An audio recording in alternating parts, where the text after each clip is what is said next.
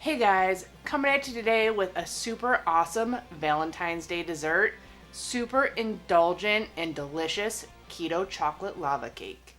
So let's get started.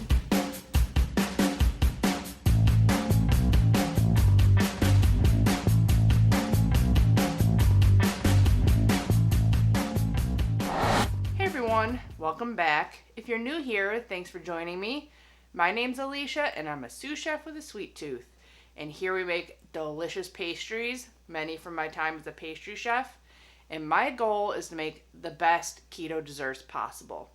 So if you enjoyed these recipes, please consider hitting the subscribe button, giving the video a thumbs up, leaving me a comment. It all helps my channel grow and to bring you new keto desserts every Saturday. Today, one of my favorite desserts, a chocolate lava cake.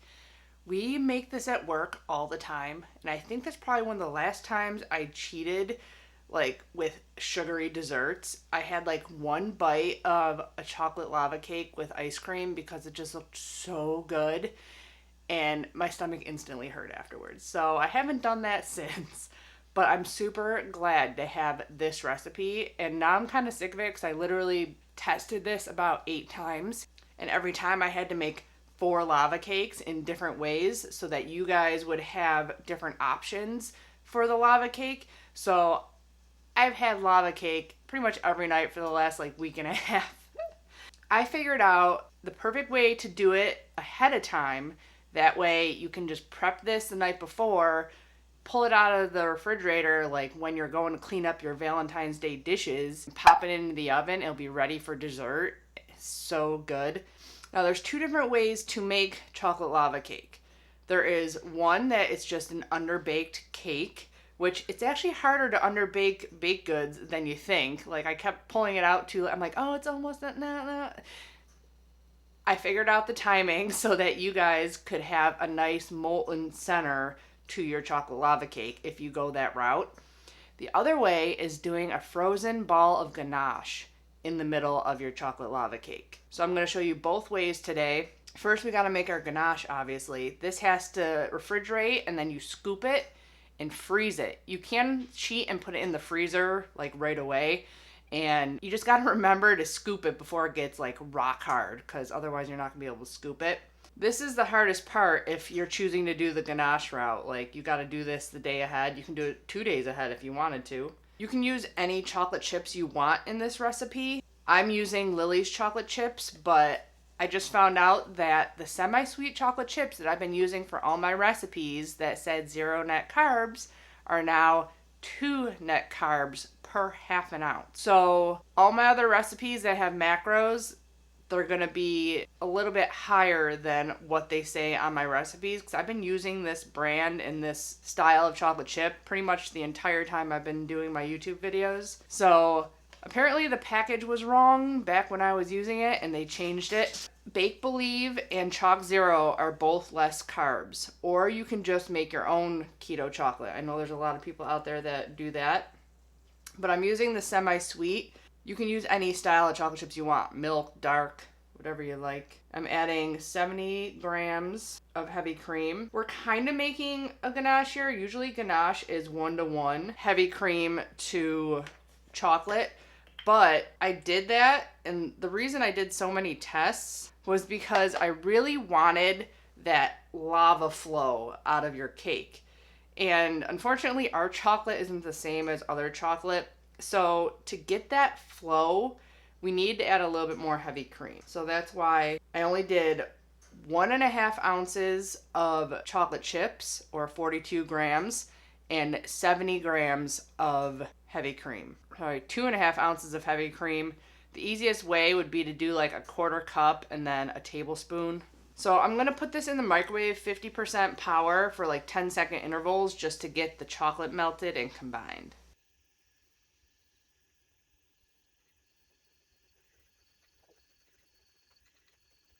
So it's going to look pretty liquidy looking, but it will set up in the refrigerator and you'll be able to scoop it.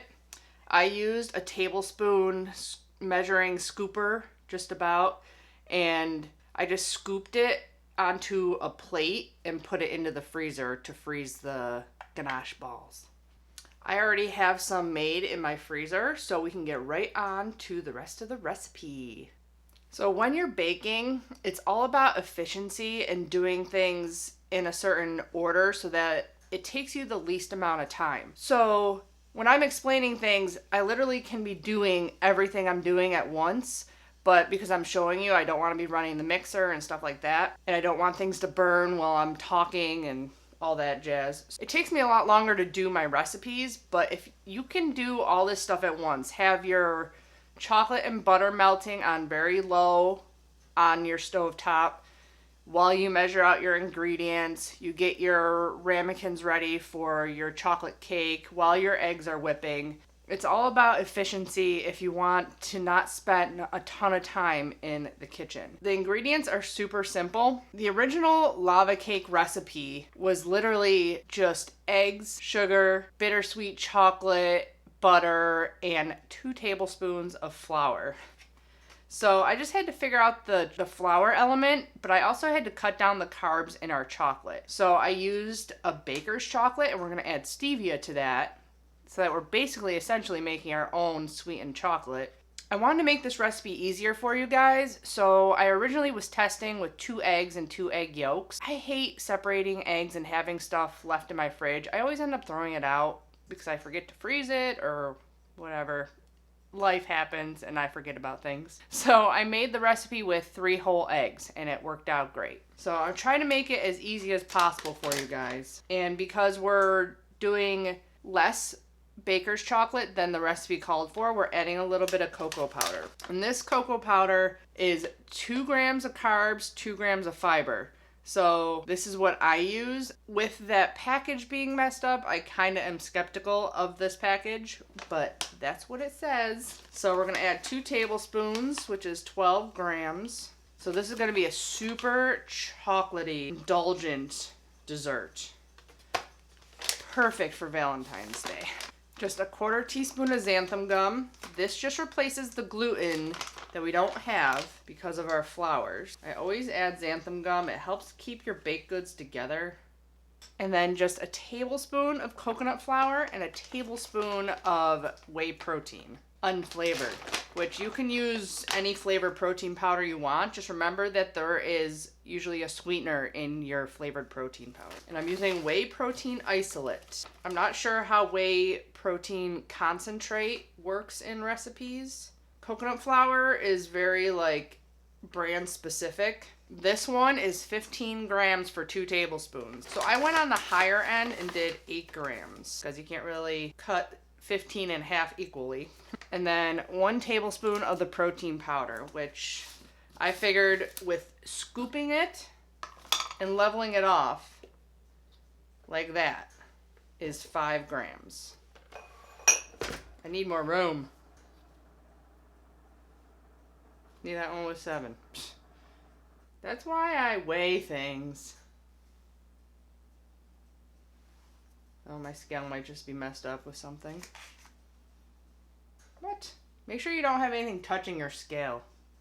Well, we're gonna go with that. A couple grams extra protein powder shouldn't do too much harm. I hope.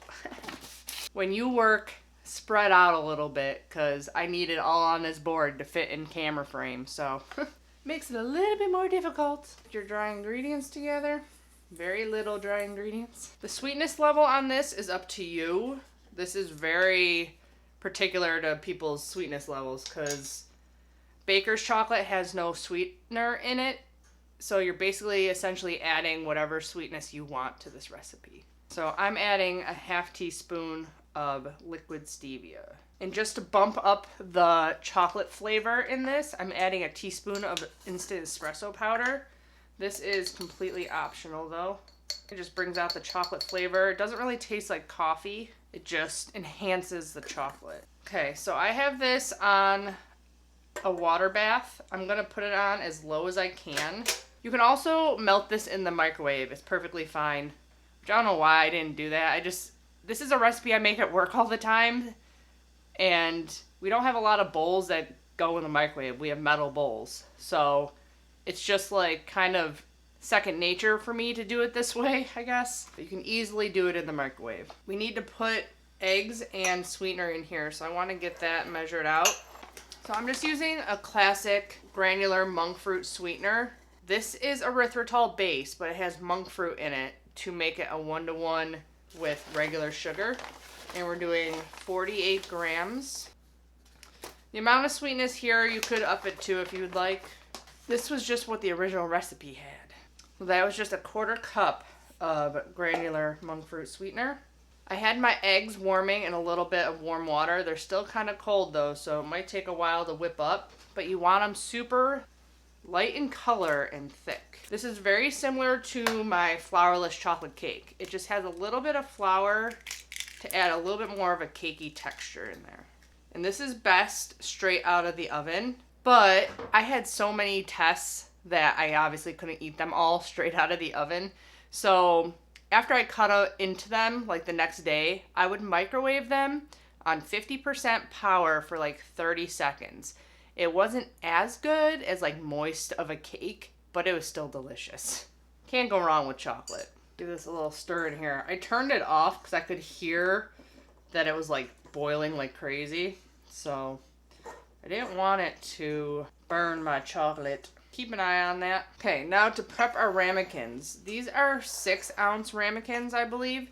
This one lava cake is almost enough for 2 people. Depends on how much dessert you like. You want to rub the inside with butter. Make sure it is super coated.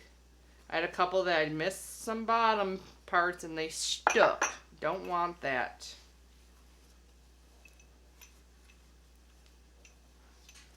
How many times I've washed these in the past week.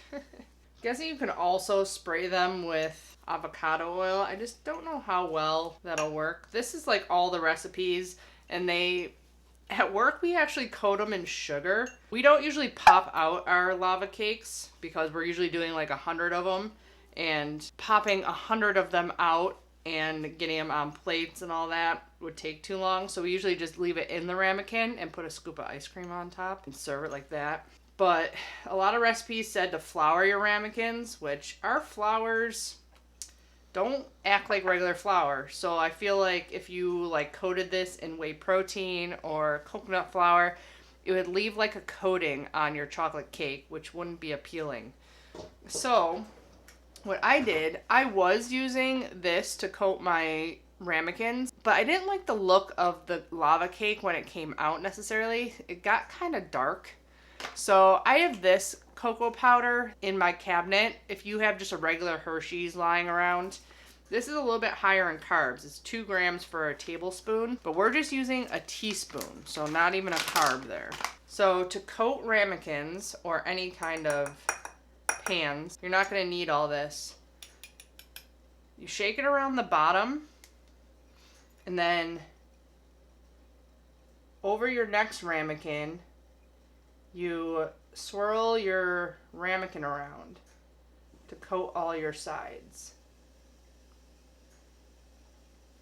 And then you got all that extra in there, upside down to knock out all your extra cocoa powder. And you do that on all of your ramekins.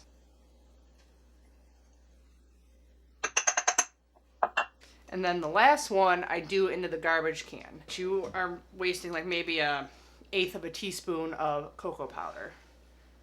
You just do the exact same thing but over the garbage can. Knock out the excess and you're good to go. So our rammies are ready.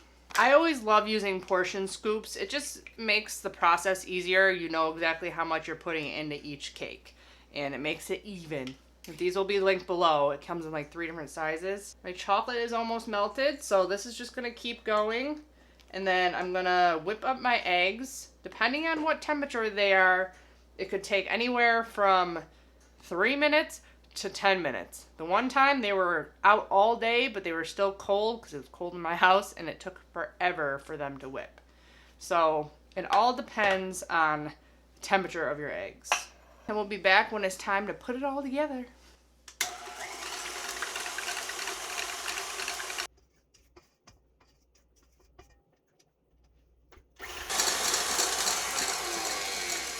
That took no time at all, actually. And they're super pale and thick. Can't remember if I mentioned it or not, but I already have my oven preheated to 350 because we're throwing these right in. So you don't want to do this until your ganache balls are frozen and everything. Everything's ready to go. At this point, you can taste your chocolate butter mixture. If it's too bitter for you, you can add a little bit more sweetness. But remember, you have a really sweet chocolate center and you have sugar in your eggs also. So there's just a little bit of sweetness there, a little bit of bitter. I think it's going to be good for me. Plus, you can add, you know, ice cream and whipped cream and stuff on top too. Pour in your chocolate mixture into the eggs. This is exactly pretty much like the flourless chocolate cake. So we're adding a tiny bit of flour to make the most moist, fluffy chocolate cake. Get all your chocolate in there. And when it's almost together, you can add in your dry ingredients. Just gently folding it. Add in your dry ingredients all at once.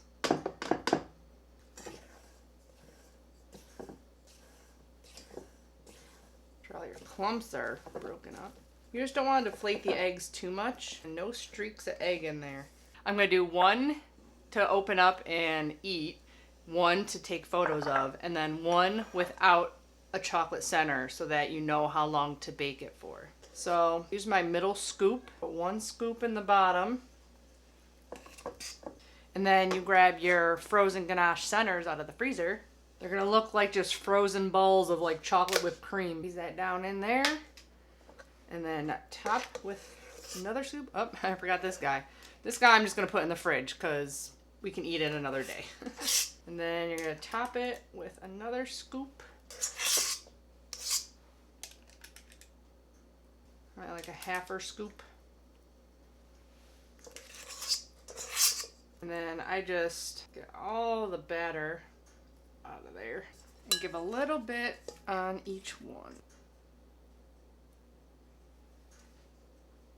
Now if you're doing this the day ahead of time, your ganache won't be as lava-y if you bake it the next day because it's obviously the ball's not frozen anymore. But, I mean, it's still going to be a delicious chocolate center. It's just not going to be as oozy as I want it for my pictures and my video. So I'm just going to put this on a sheet tray just to make it easier to turn. We are going to cook the one without filling for less time because we want it still gooey in the middle. The ones with the filling, 28 minutes. I'm going to do 14, turn 14. These ones I'm only going to do for like maybe 18 minutes. You want to keep an eye on the ones that you're trying to have gooey in the middle. You want it cooked all around the edge and still like raw in the middle. So I'm going to pop these in the oven. I'll be back here to show you exactly what the undercooked lava cake should look like. See you back here. Okay, here's our underbaked one out of the oven. You want it set around the edges, but still gooey in the middle. So this has to cool for 10 minutes, which is perfect because our other cakes have 10 minutes as well. So we'll be back to pop this guy out. If you do this from the fridge, it's 18 minutes is what I found, but I let it sit out for 15 minutes while my oven is preheating. I just set a timer on my oven for 15 minutes, put them near the stove, just let them thaw for 15 minutes, and then you're gonna put them into the oven. 18 minutes is what I found was like perfect for a gooey center on your lava cake. Be back here when we pop this out, and we're gonna make some pink whipped topping to put on top of these Valentine's Day chocolate lava cakes. Okay, our other lava cakes are out of the oven. They are completely cooked. That one got a little sunken in, but I set my timer for 10 minutes. These gotta cool. Time to pop out our underbaked lava cake. So this is still gonna be a little warm. It's fine for me. If for some reason you tip it over and it doesn't pop out, you can always use an offset spatula and go around the edge. Your bottom might be what's stuck though, so you might have a little stickage. It'll probably still pop out though.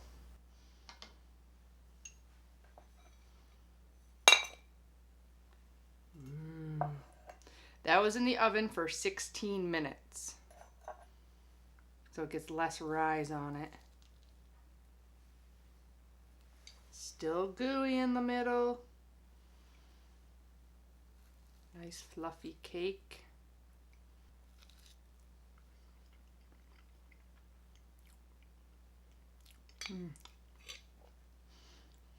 If you're not doing the ganache center, I would add a little bit more stevia just because the cake isn't super sweet because of that baker's chocolate. It is still really, really good. Now we gotta make some whipped cream to top our other lava cakes with. Now, I wanted unflavored beet powder, but I could not find it. I could only find the pomegranate one. I don't think it'll taste too weird, but I didn't want to use too much dye. I'm only gonna put a tiny bit in there. I also made some pink sugar. I just put a little dot of red food coloring in some Locanto granular monk fruit, and we're gonna sprinkle that on top.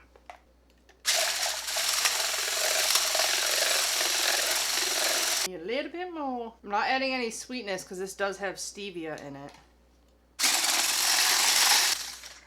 This thing whips whipped cream so fast. That was like 30 seconds. Taste it, make sure it's sweet enough. Nope. I'm just gonna add a little bit of liquid stevia to it.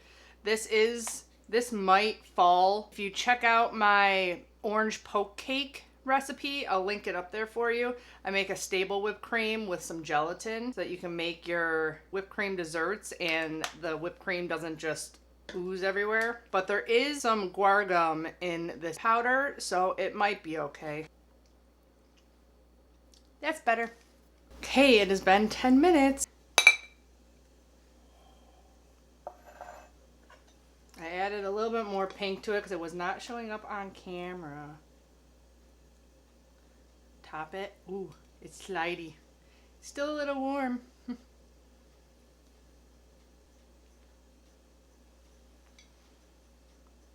Chocolate lava center. And then the whipped cream melts in there. It looks good. I'm trying not to eat too much of this because it is 8 a.m. Not usually fast, but all for you guys.